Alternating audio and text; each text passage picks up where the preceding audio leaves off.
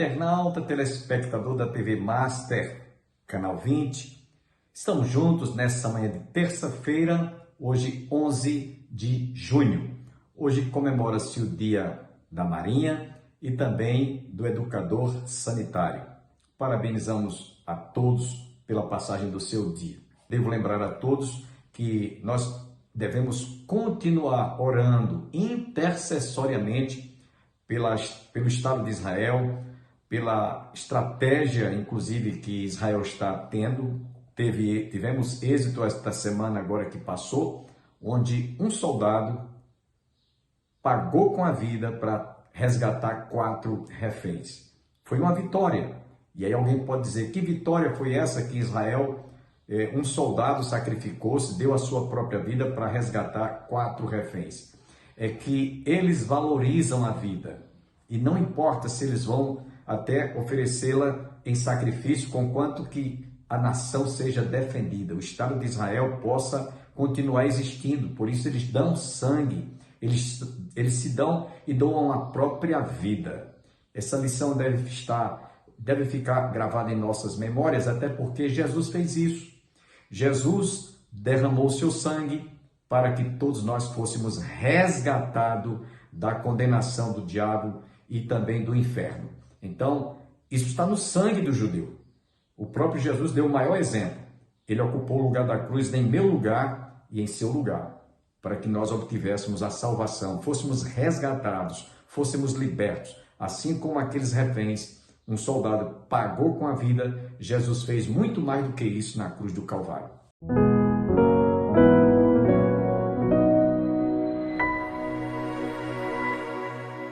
Nas redes sociais, um pastor disse, por favor, eu tenho uma grande novidade para vocês. Nós vamos atualizar a Escritura. Algum de vocês ouviram isso? Que me ouve nessa noite? Ninguém? Ninguém?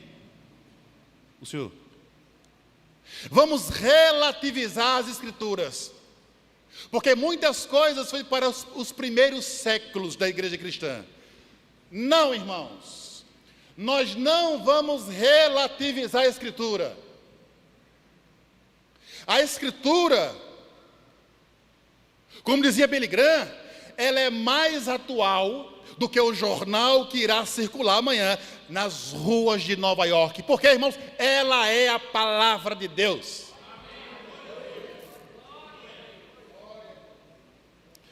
Dentro desse quadro, irmãos, o apóstolo Paulo, ele aborda motiva os irmãos, ele leva os irmãos a viverem, a guardarem a vontade de Deus. E aqui, depois dessa palavra introdutória, vamos entrar no texto sagrado. Põe os olhos no texto. 1 Tessalonicenses, capítulo 4, verso de número 1. Eu peço que enquanto estiver, irmãos, abordando o sermão, os irmãos permaneçam com a Escritura aberta para que você possa me acompanhar. Amém? Amém.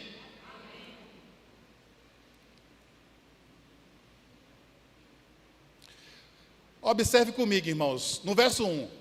Toda a igreja, finalmente, até aí, pronto. Tem uma vírgula aí, correto? Finalmente o quê? Finalmente o quê?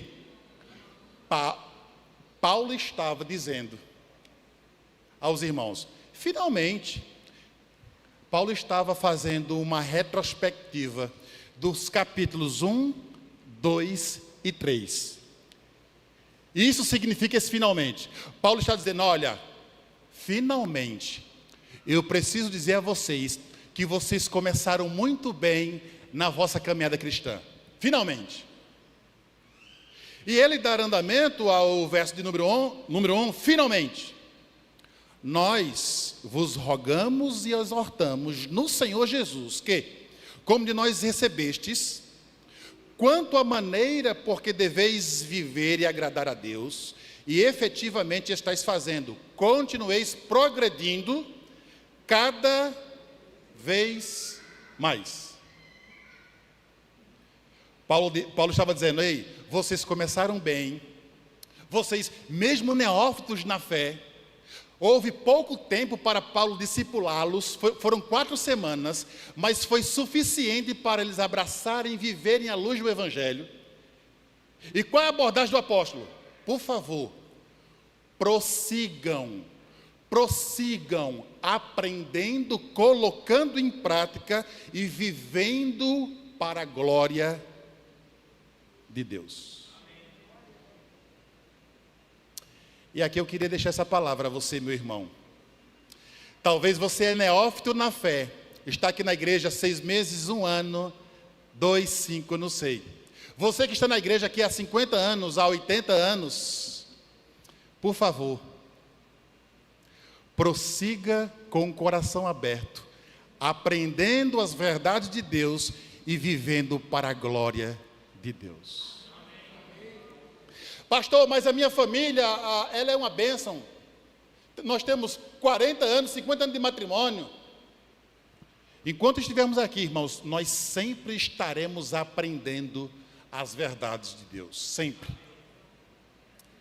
Amém, irmãos? Louvado seja Deus por isto.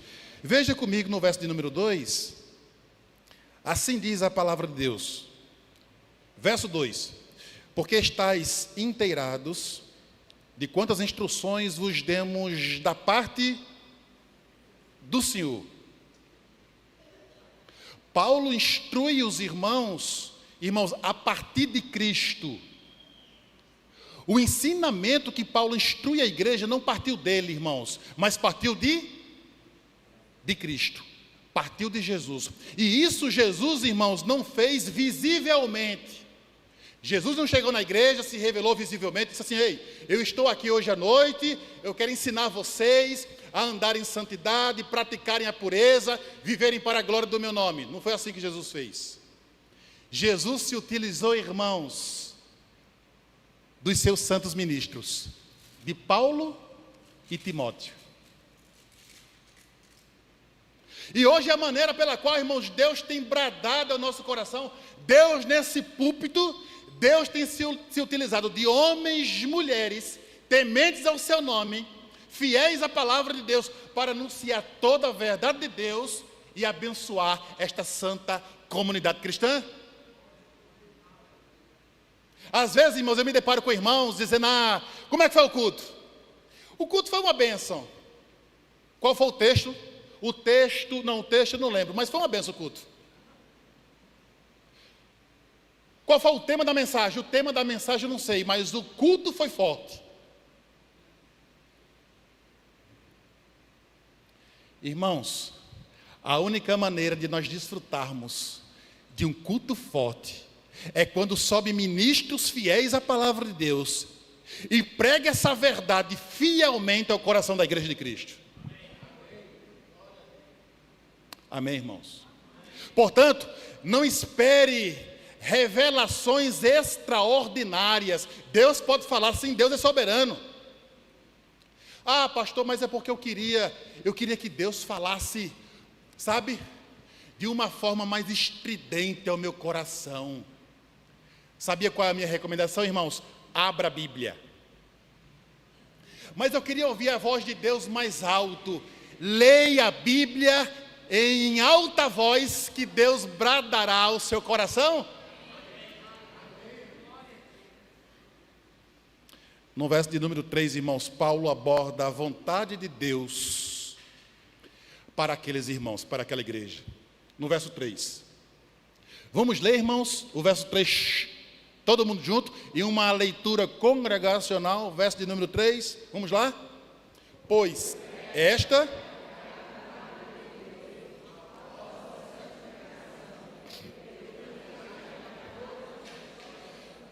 é a vontade de Deus.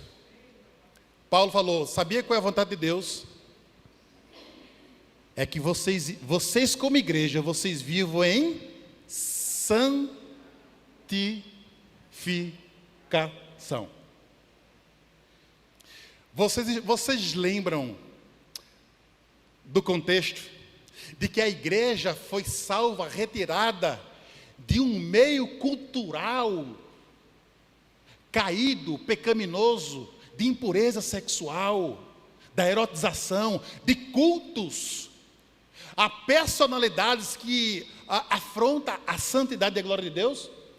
Paulo, conhecedor do contexto cultural, Paulo falou: olha, por favor, vocês não podem viver como vocês viviam antes de conhecer o Evangelho. Vocês agora precisam viver em santificação.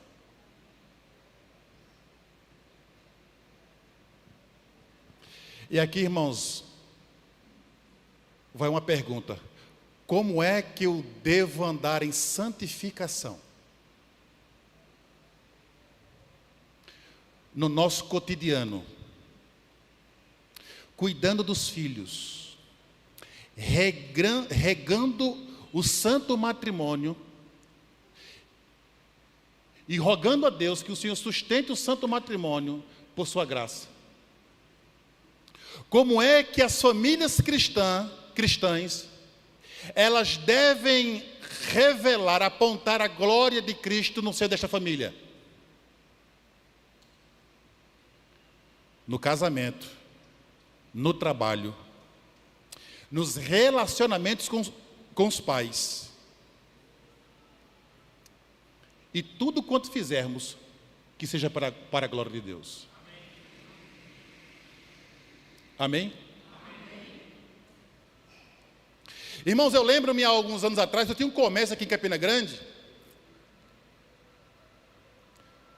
E em uma certa ocasião chegou um moço e com a maletazinha em mãos e disse: seu Maurício, eu preciso conversar com o senhor, por favor. Disse: pois não. Uma autoridade de uma certa cidade disse assim: eu preciso que o senhor tire uma nota fiscal para mim. E eu disse: o senhor, qual foi a data da compra? Ele disse: o senhor não entendeu. Eu quero que o senhor tire uma nota fiscal, no valorzinho de 15 mil, pouco, e eu vou pagar o tributo, o imposto da nota.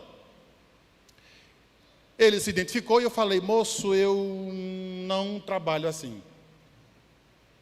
Ele disse: todo mundo trabalha. E eu disse: não sou todo mundo? Mas todo mundo faz. Eu disse: mas eu não faço. Então, já que o senhor não faz, eu ia trazer a prefeitura para cá e a secretaria para cá, mas eu não trago mais. E eu não quero. Eu não quero. E o senhor é chato comigo. E eu sou chato.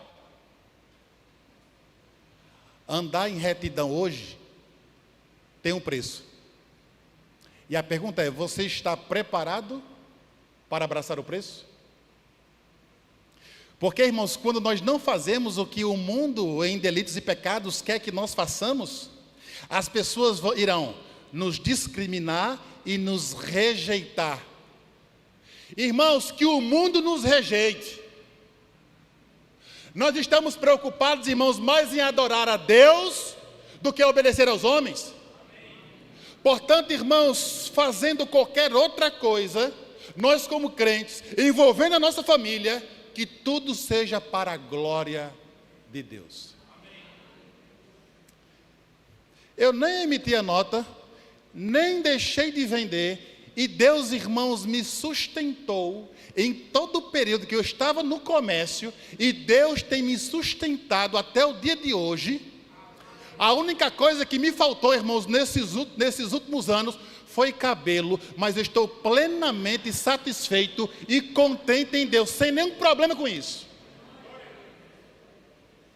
Aí as pessoas dizem: pastor, mas coloca uma peruca, o senhor fica brilhando muito. Não tem problema não.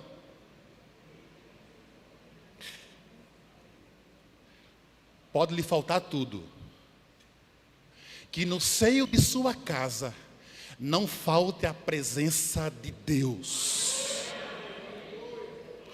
Você pode perder tudo nessa vida, mas se Cristo for a centralidade da sua casa, você vai dizer como nós cantamos hoje à noite aqui: eu e a minha casa, nós servimos ao Senhor. Como nós cantamos hoje à noite aqui: a minha casa será um lugar de bênção, a minha casa será consagrada ao Senhor. Que nos falte tudo, irmãos. Que não falte a presença majestosa de Cristo. Que não falte as doçuras do Espírito Santo. Que não falte alimento, o pão celeste. A presença do Salvador, irmãos, no meio de nossa casa. Porque nós conseguimos, por mais que doa, nós conseguimos viver sem um emprego, Deus abre outra porta. Se Deus levar o cônjuge, nós conseguimos, irmãos, dói, nós sofremos, mas nós conseguimos superar. Mas sem Cristo, no seio da família, esta casa estará fadada ao fracasso. Que Cristo, meu irmão, seja a centralidade da tua casa. Que Cristo seja a âncora do teu matrimônio. Que Deus te abençoe hoje, amanhã e sempre com esta verdade de Deus.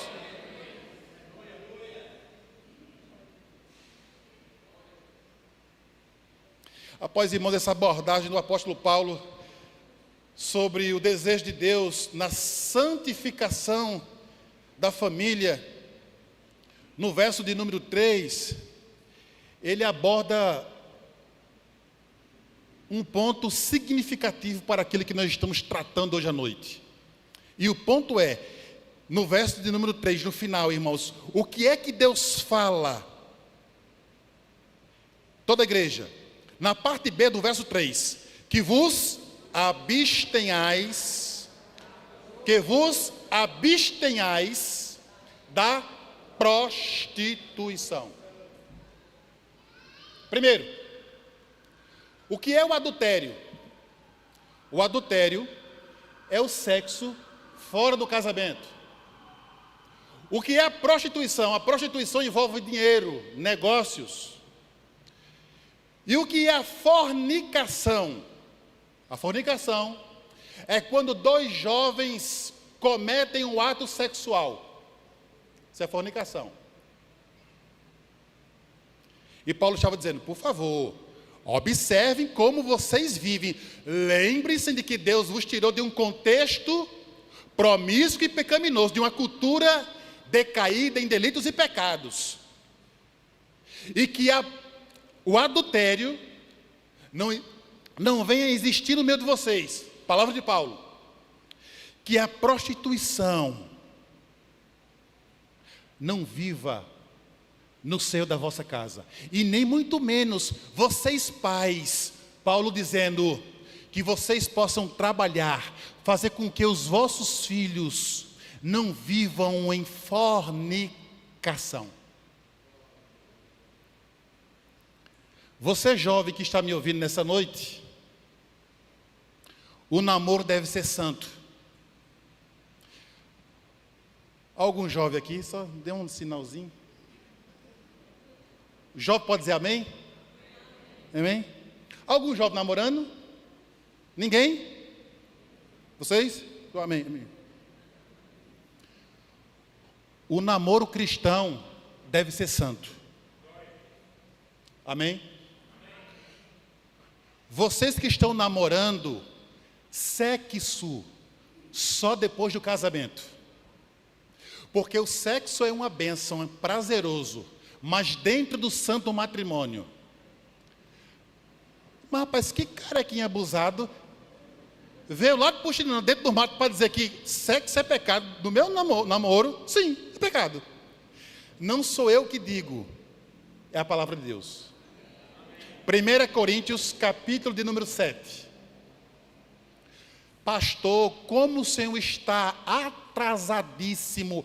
A sociedade, pastor, mudou. A cultura mudou. Mudou tanto que hoje os namorados...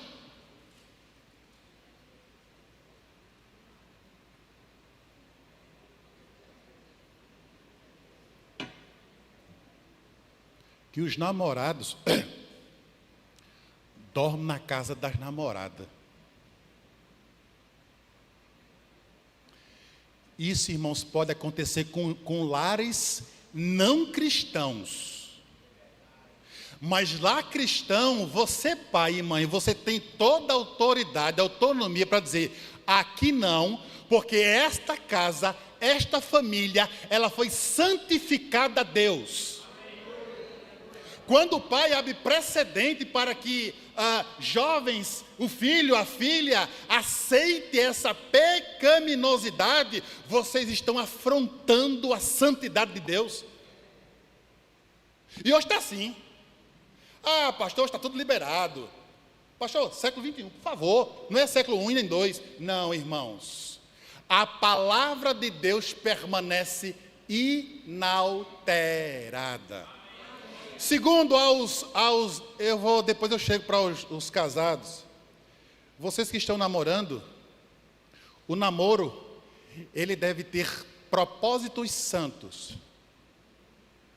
No dia, varão, que você colocar o olho em irmãzinha, você não vai namorar para saber se dá certo, não. Quando você colocar o olho, esse namoro deve ser para casamento. Os que estão namorando, pode dizer amém? Não, pastor, a gente vai namorar para ver se dá certo. Se der certo, a gente prossegue. Se não der, a gente para aqui mesmo. Não, irmãos. Eu sou casado com aquela moça. Levanta aí, dona Edna. Ela é tímida, mas ela vai se levantar, irmãos. Eu combinei com ela. Vai, minha filha, vai. 1, 2, 3. Pronto, ela. Olha ali para ali, vem. Pode baixar.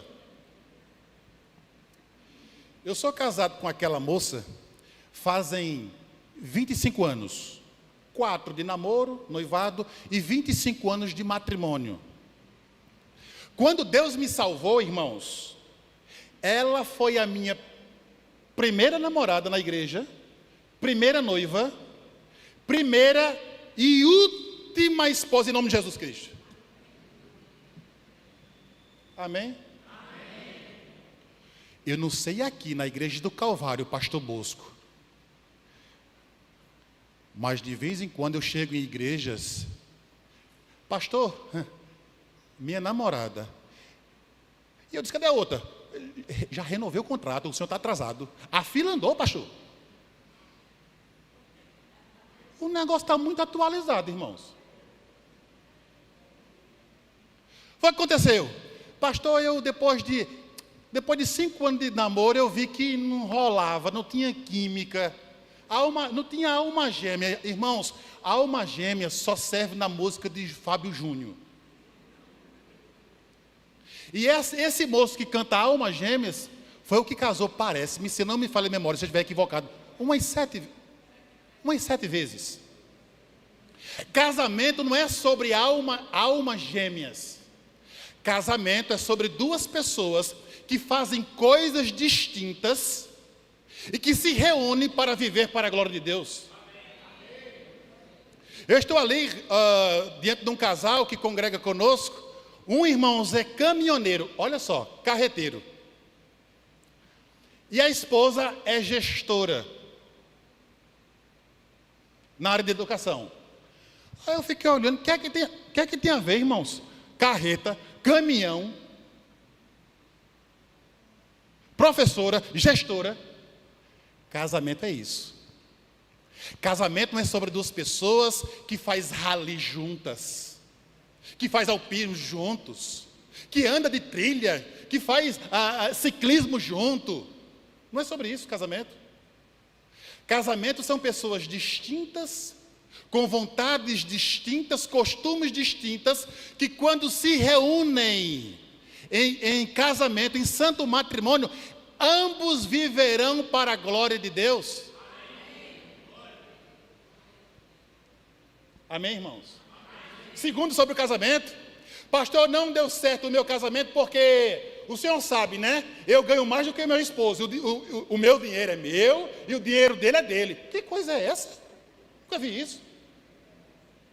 A palavra de Deus nos diz, irmãos, depois que ambos se unem, se tornarão uma só carne. Acabou-se.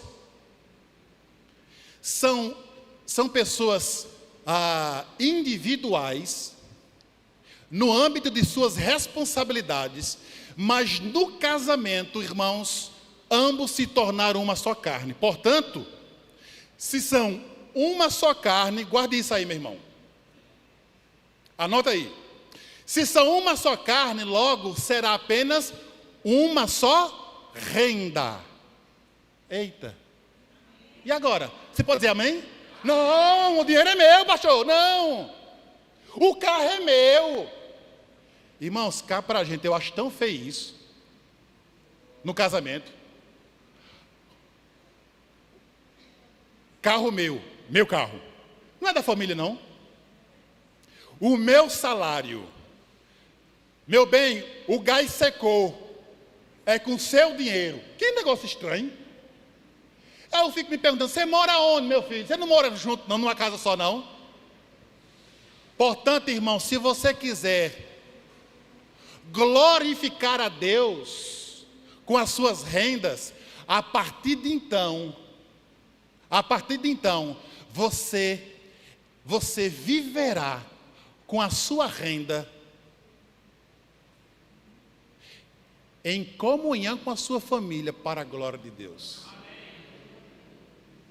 Amém, irmãos? Vamos repetir aqui essa dose?